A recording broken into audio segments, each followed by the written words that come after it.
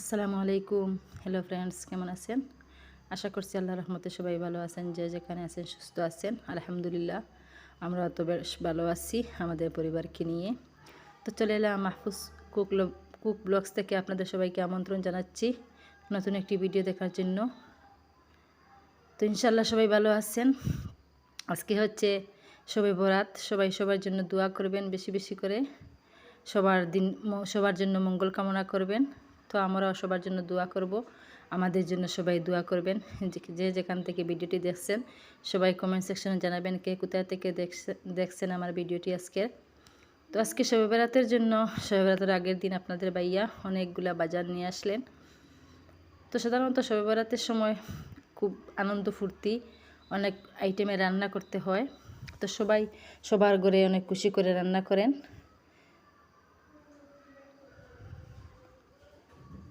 তো বাজারগুলো এখন আমি গুছিয়ে নিই, আপনারা দেখতে থাকুন।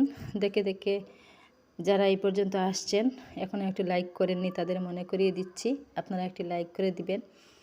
আপনাদের একটি লাইক আমাদের অনেক উৎসাহিত করে, আমাদের চ্যানেলে অনেক উপকারে আসে, আমাদের অন্যের কাছে ভিডিও পাঠাতে সাহায্য করে ইউটিউব। সেই জন্য প্রত্যেক ভিডিওতে এক কথা বলতে হয় যে আপনারা একটি লাইক দিয়ে দিবেন। তো দেখতে পাচ্ছেন ভিডিওতে এখানে অনেক কাঁচামরিচ নিয়ে আসলেন আপনাদের ভাইয়া, ধনিয়া পাতা, টমেটো। তো টমেটোগুলো লোকাল আছে, অনেক ভালো। লোকাল টমেটো আমার কাছে অনেক ভালো লাগে, একটু টকটক থাকে। আর সাথে নিয়ে আসলেন এই যে শসা, একদম কচি কচি শসাগুলো ছিল।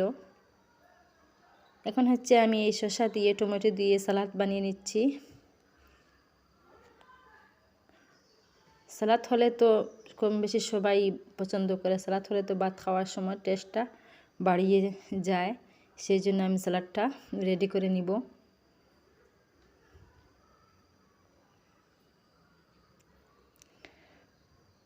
তারপরে ভাবলাম সালাদটা এদিকে রেডি করে রেখেছি, তারপরে ভাবছি বাচ্চাদেরকে একটু নাস্তা বানিয়ে দেই। এখনও তো ভাত খাওয়া হবে না, বাচ্চারা যেহেতু পড়তে বসে আছে। তো বাচ্চাদের জন্য এখানে আমি চিড়া বেজে নিচ্ছি। চিড়া ভাজার আগে আমি অল্প তেল দিয়ে দিলাম। তেল দিয়ে নেড়ে ছেড়ে আমি চিড়াগুলা ভাজিয়ে নিচ্ছি। যারা আমার চ্যানেলে নতুন, প্লিজ মনে করে আমার চ্যানেলটি সাবস্ক্রাইব করে আমার পাশে থাকবেন ছোটো বোন বা মেয়ে হিসাবে। যারা অলরেডি এই কাজটা করে নিয়েছেন তাদেরকে তো অসংখ্য অসংখ্য ধন্যবাদ, আমার মন থেকে আন্তরিক শুভেচ্ছা জানাই। চিড়া বাজতে বাজতে একটু লাল হয়ে আসলে তারপরে দিয়ে দিবেন এই যে চিনি। আমি চিনি দিয়ে দিলাম, সামান্য একটু লবণ দিয়ে দিবেন। এরকম চিড়া ভাজা হলে বাচ্চাদেরও ভালো লাগে, বা চায়ের সঙ্গে চিড়া ভাজা খেতে, দুধ চার সঙ্গে চিড়া ভাজা খেতে অনেক ভালো লাগে। তাই আমি ভাবলাম একটু চিড়া ভেজে নেই। আমি তো চা খাবো, বাচ্চারা চিড়া খাবে। তারপরে নিজের জন্য 1 কাপ চা করে নিলাম।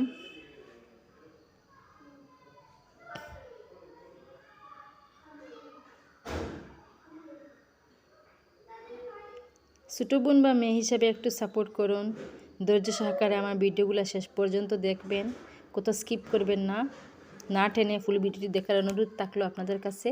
এখানে হচ্ছে মাটির চুলায় আমি আগুন ধরিয়ে বসিয়ে দিলাম একটি কড়াই। তারপরে একটু তেল দিয়ে এই যে লং, দারুচিনি, এলাচ দিয়ে, তারপরে হচ্ছে সব কটা মশলা দিয়ে পেঁয়াজ বাটা, পেঁয়াজ বাটা, আদা বাটা, রসুন বাটা দিয়ে আমি ভেজে নিয়ে তারপরে দেখা যায় এই যে আমার মশলার বাটিতে শুকনা গুঁড়া মশলাগুলো শেষ হয়ে গেছে।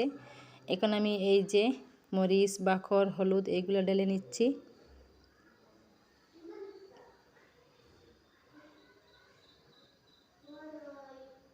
এত আলসি আমি লাগে যে এই যে তেলের বোতলে তেল শেষ হয়ে গেলে, বা এই যে মশলার বাটিতে মশলা শেষ হয়ে গেলে মশলাগুলো ডালতে একদম আলসি আমি চলে আসে। তো ভাবলাম না আলসি আমি করে এখনই আমি ঢেলে নেই। তারপরে হচ্ছে আমি এই যে দিয়ে দিচ্ছি হলুদের গুঁড়া, মরিচের গুঁড়া, বাখরের গুঁড়া, একটু জিরা গুঁড়া দিয়ে দিব। তারপরে দিয়ে দিলাম এই যে মুরগির মাংস। এখানে হচ্ছে আমি মুরগির মাংস আজকে অন্যরকম ভাজি করব। ভাজি না ভুনা করব।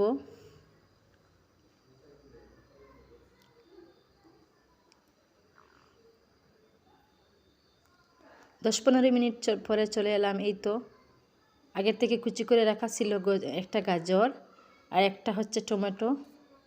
সেই গাজরটা আর টমেটোটা দিয়ে দিলাম।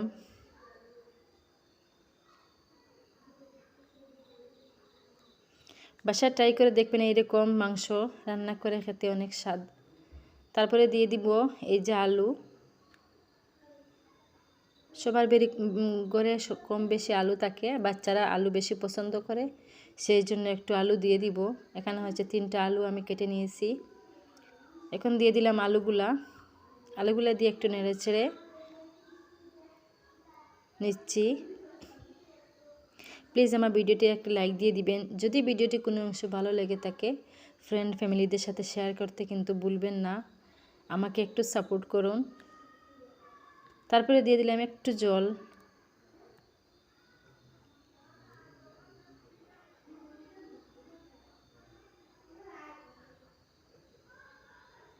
এদিকে মাংস হতে থাক, তারপরে চলে এলাম এই যে পাঁপড়গুলো ভেজে নিচ্ছি।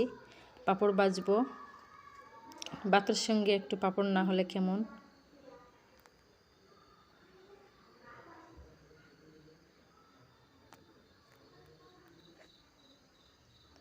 আজকের ভিডিওটি কার কাছে কেমন লেগেছে কমেন্ট সেকশনে জানাবেন ইনশাল্লাহ। আশা করছি আজকের ভিডিওটি আপনাদের কাছে অনেক অনেক ভালো লাগবে। একটু ধৈর্য সহকারে ভিডিওটি দেখে নেবেন, তো ভালো লাগতে পারে। এদিকে আমি স্যালাডটা যে কেটে রেখেছিলাম সেই স্যালাডটা এখন আমি মেখে নিচ্ছি হাত দিয়ে।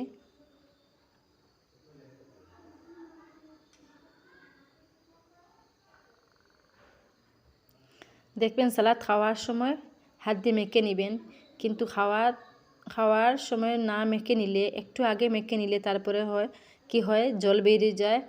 জল বাইরে এলে তো ভালো লাগে না, সেই জন্য খাওয়ার সময় এই সালাডটা মেখে নেবেন হাত দিয়ে। তারপরে হচ্ছে এখানে আমি পোলাও নিয়ে নিচ্ছি। আজকে মন চাচ্ছে পোলাও দিয়ে মাংস দিয়ে এইরকম খাবো, খেতে মন চাচ্ছে, সেই জন্য আমি এখানে পোলাও নিয়ে নিচ্ছি। এই তো বাটটা বেড়ে নিলাম সবাই মিলে। পোলাও দিয়ে মাংস, আর এখানে হচ্ছে শিম দিয়ে মাছ দিয়ে শিম রান্না করেছি।